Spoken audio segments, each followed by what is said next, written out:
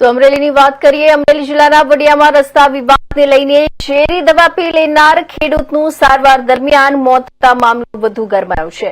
મૃતકના પરિવારજનોએ પોલીસ પર ફરિયાદ નોંધવામાં વિલંબ અને ગુનો દૂર કરવાનો પ્રયાસ કર્યાના ગંભીર આક્ષેપો કર્યા છે। રોષે ભરાયેલા પરિવારજનોએ મૃતદેહ પોલીસ મથકે મૂકી ન્યાયની માંગ કરી હતી। અમરેલી જિલ્લાના વડિયામાં વાડી ખેતર જવાના રસ્તાને લઈને સર્જાયેલા વિવાદમાં ઝેરી દવા પી લેનાર ખેડૂત મનસુખભાઈ સોજિત્રાનું સારવાર દરમિયાન મોત નિપજતા સમગ્ર પંથકમાં અરેરાટી ફેલાઈ ગઈ છે। માહિતી મુજબ રસ્તા સંબંધિત વિવાદ અને માનસિક ત્રાસથી કંટાળી ખેડૂત મનસુખભાઈ સોજિત્રાએ ઝેરી દવા પી લીધી હતી। ગંભીર હાલતમાં તેમને સારવાર માટે ખસેડવામાં આવ્યા હતા, પરંતુ ગોંડલ ખાતે સારવાર દરમિયાન તેમનું મોત નીપજ્યું હતું। મૃતક ખેડૂતનું પોસ્ટમોર્ટમ પૂર્ણ થયા બાદ પરિવારજનો વડિયા પોલીસ મથકે પહોંચ્યા હતા।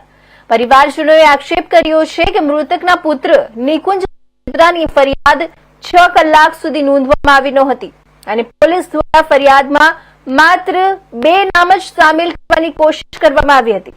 પરિવારજનોના જણાવ્યા મુજબ મૃતક ખેડૂતે પોતે બનાવેલા વિડીયોમાં બાલાભાઈ સોજિત્રા, ભાવેશ સોજિત્રા, રસીલાબેન સોજિત્રા અને રસિકભાઈ રાંક દ્વારા ત્રાસ આપવામાં આવતો હોવાનો ઉલ્લેખ કર્યો હતો। તેમ છતાં પોલીસ પુરાવાની માંગ કરી રહી હોવાનું પરિવારજનોએ જણાવ્યું હતું। મારા ફાધર જે વિડીયો બનાવીને ગયા છે તો એને 2 લોકોનો એમાં ઉલ્લેખ કરેલો હતો અત્યારે કે બાલાભાઈ મંજીભાઈ સોજિત્રા અને એમના પુત્ર જે ભાવેશભાઈ બાલાભાઈ સોજિત્રા।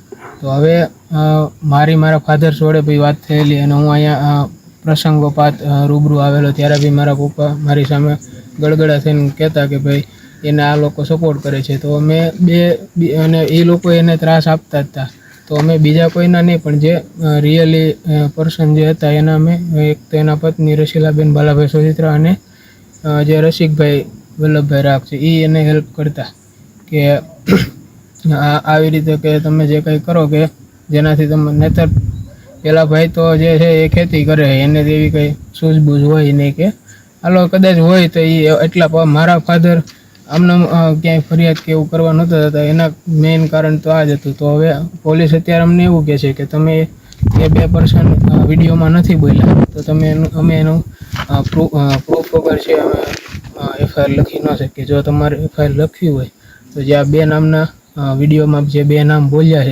છે એ રાખીને અમે એફઆઈઆર બનાવી શકીએ।